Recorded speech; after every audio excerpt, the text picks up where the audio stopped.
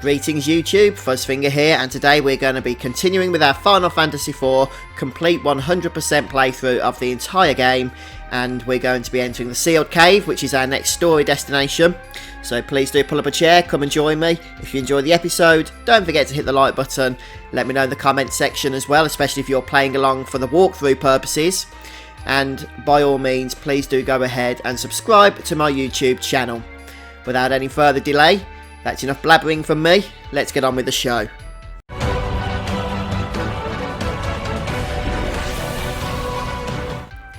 In order to reach the Sealed Cave, we're going to load up the airship here. And this was the town of Tomra. We're going to head over to the left and just up to the north a bit. So the northwest from that town, we can see the cave is located in this crater area here. And you might want to go ahead and make sure that Rydia is using the chain whip at this point, because the blitz whip, although it has higher stats, it also has the thunder element, which is going to be absorbed by many of the enemies in this place. So this is the Sealed Cave. Most of the enemies here are going to be fairly simple to deal with, apart from the Chimera Brains, which we have dealt with in the last episode. But these Blood Bats, although they're a little bit slow due to their attack pattern, they are fairly easy to take down just by using auto battle. So if you're a little bit low on the level side, a little bit low on experience, then this is probably going to be a good place just to spend a bit of time and gain some of those levels. You're going to want to be about level 50 or so with your party members. But as I said, this is probably a good place to get those levels if you don't have them already. If you haven't been running a lot from battles, then you shouldn't be too far behind that anyway. So we'll just get through this opening battle here. And we're going to approach the door. This is as far as we would get normally without the necklace. But now we do have that.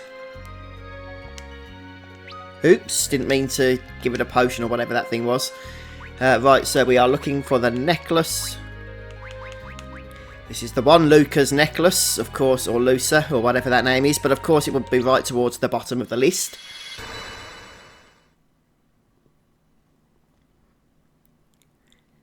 It's a special necklace that turns everything green.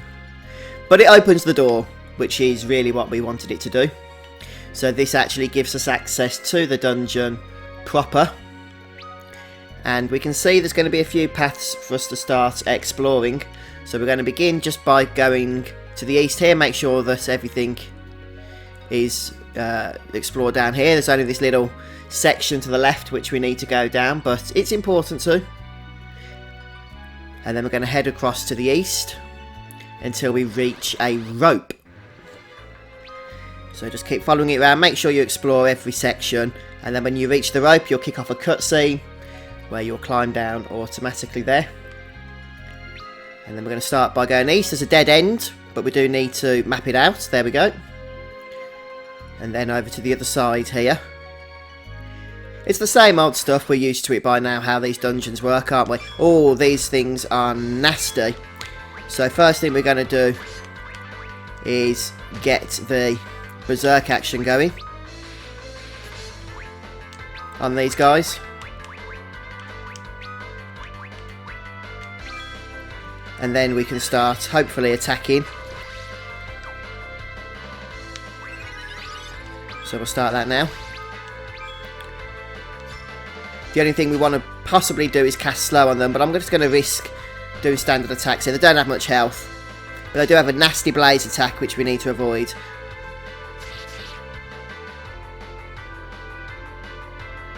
On second thoughts, I think these guys are actually quite easy. It's the other chimeras that are a pain, isn't it? From the previous area, I think they are different. I was getting myself confused.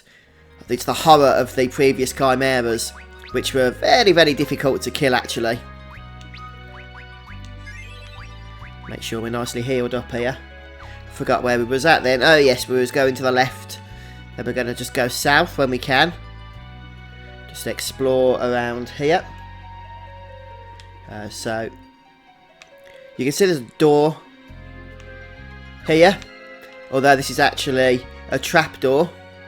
So these enemies are unique because they have an instant death attack, but the way it works is quite specific.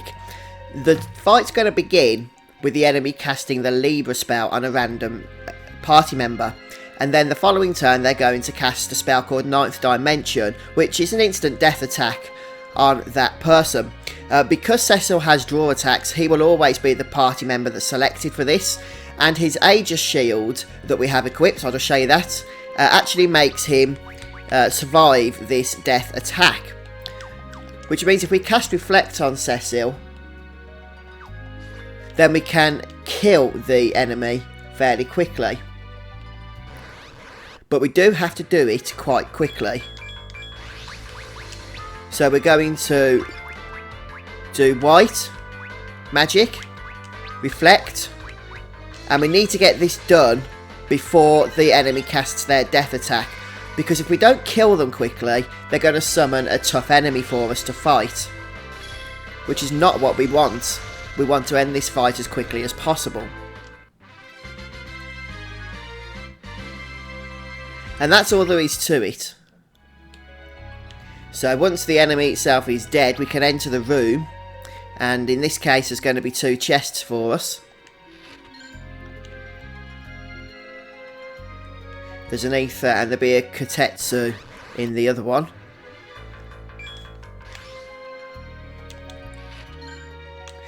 Okay, at this point we're just going to leave this area. It's already mapped out for us, as these rooms usually are, aren't they? We're going to head west directly for another chest here. So, just going to check what enemies these are. Don't remember off the top of my head. They're Naga of some kind, I know that. But just for your own benefit, I think these are called Nagaraja, and they are a new encounter, so we do need to go ahead, along with the vampire bats that we've been fighting, and encounter them at least once to add them to our bestiary. And we learn the death spell. I'm getting a couple of levels now, aren't we? Or a few levels, I should say. So we're just going to head west directly for this chest. There's so many enemy encounters here. This is also a new encounter, so make sure you encounter this one at least once as well. This is the Chimera Brain, the Vampiris, and the Lesser Marilith enemies. So we should get some good experience from these. Well, I'll talk about a lot of health. So I do like this combo that we have with Cecil with the draw attacks and counter abilities. It's surprising just how much extra damage it does actually bring to the situation, isn't it? And then just the Chimera Brain, which again I thought was the strong Chimera, but it turns out is just as weak as the rest of the enemies that are located in this place. But again, the experience does make it worth it. Look at that, 10k.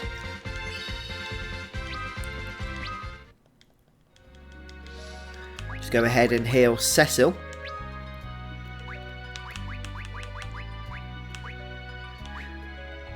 See, there's that Arise spell that Rosa just learnt. It restores more health than the standard Ray spell. So it's a good one to get. So just a bestiary in this chest here, I believe. We'll go ahead and grab that now. And then we're basically just going to explore the rest of this floor, mapping it out as we go here.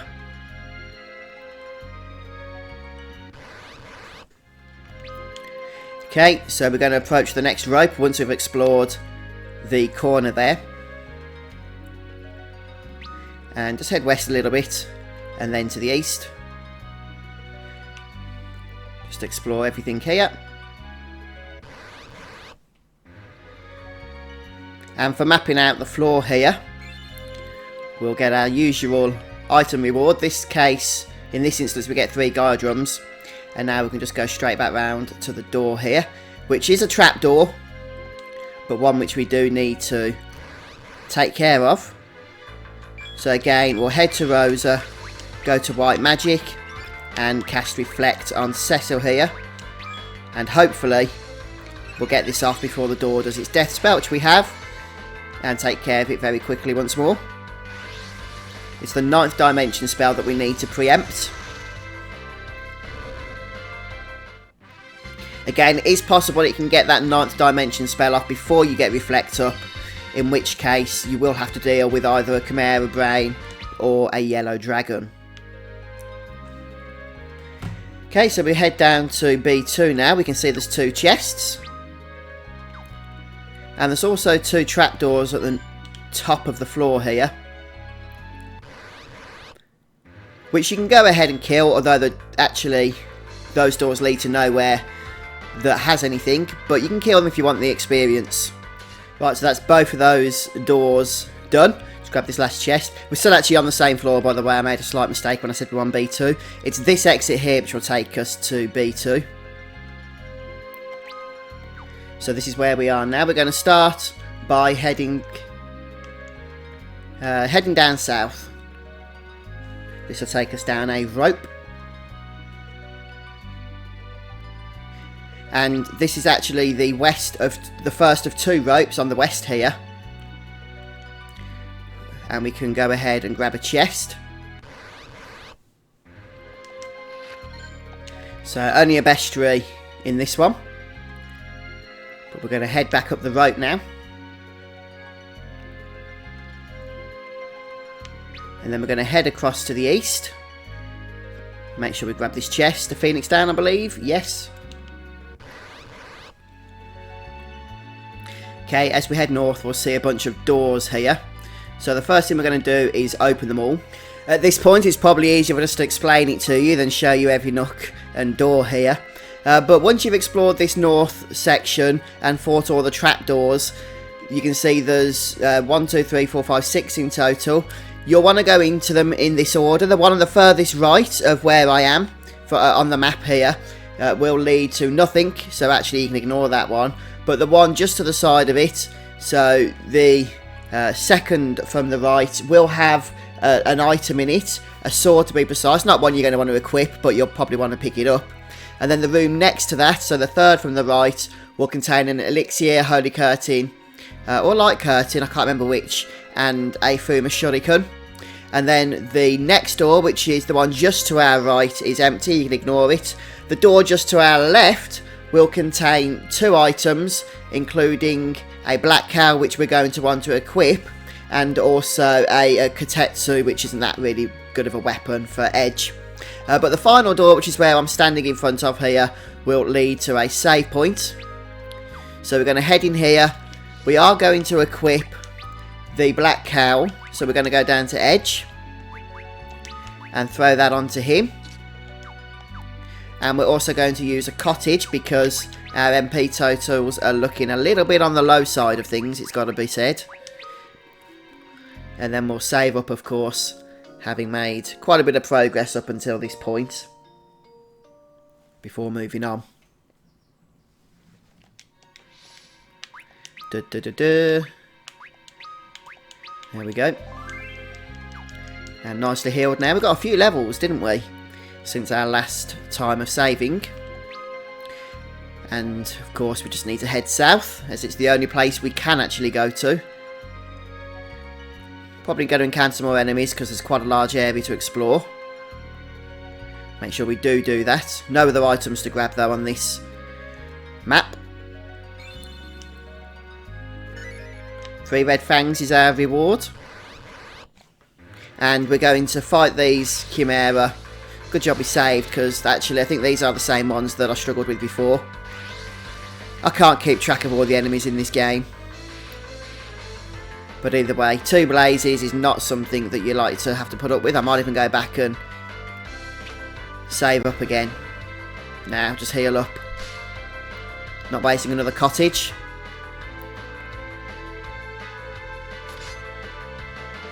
Fortunately, the next floor is dead easy because these Chimera Brains stop spawning from that point. So we'll just get people resurrected up here. I tend to use Cecil since his MP is less useful in battle. And we will need to just, again, fight the trapdoor. So same tactic on these that we've been using up until this point. Reflect on Cecil and fight should be over. At least that's the theory. I've not yet had this 9th dimension spell go off before Reflector was up. But I think every time he casts 9th dimension, he has a 20% chance then of turning into another monster.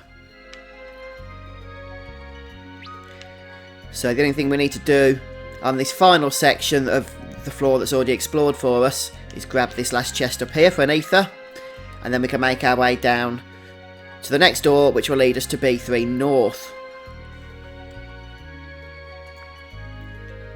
So this floor isn't a floor we're going to need to do a whole lot of stuff on, although because it's only got the easy monster spawning here, you might want to spend some time grinding, especially because you've got that save point just on the previous floor, and I only really recommend doing so if your levels are a little bit lower than they ought to be, which is probably about 50 to 52 is a good idea of where you want to get to. If you're more than that, as I am, I think I'm about 55 or 56, then obviously you don't need to do any more grinding here.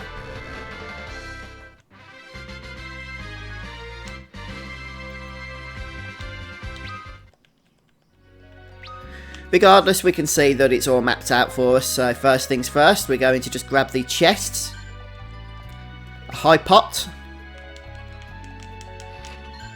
and a phoenix down. And then we've got another trapdoor to kill up at the very next door, although it doesn't lead to anywhere.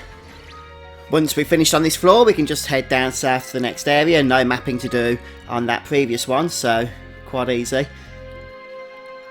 We're going to start by heading down south.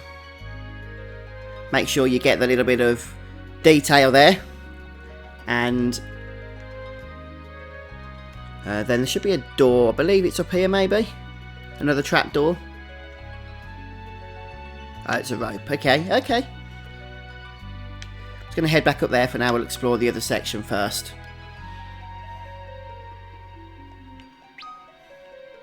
Once we've head east enough, we can do another trapdoor, although again just leading to an empty room. Then we'll head north for another chest, and also mapping out the area.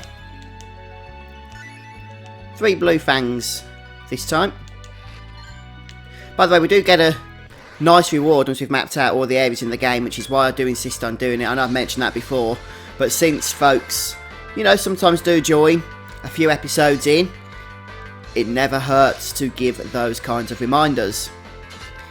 And I'm just going to kill these on camera, because it is effort to edit everything out. I don't mind doing it, but since I've already chinwagged for quite a while through this encounter, I may as well get all the way through it now.